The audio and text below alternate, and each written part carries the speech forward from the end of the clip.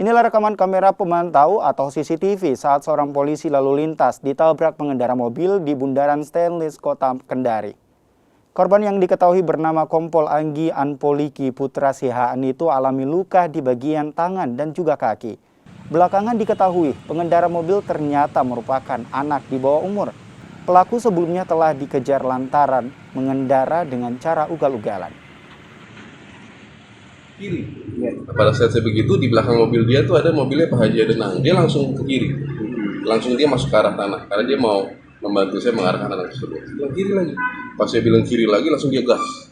Dia gas karena posisinya di depan mobilnya. Saya langsung lompat. Naik ke kapnya.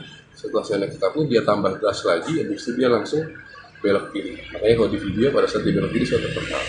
Nah setelah saya terpental, di belakang itu ada mobil Pak Haji Adenang yang sudah turun dari mobil dan Ibu Debi. Melihat saya terpental, dia langsung ngecek saya baik-baik aja, saya bangun.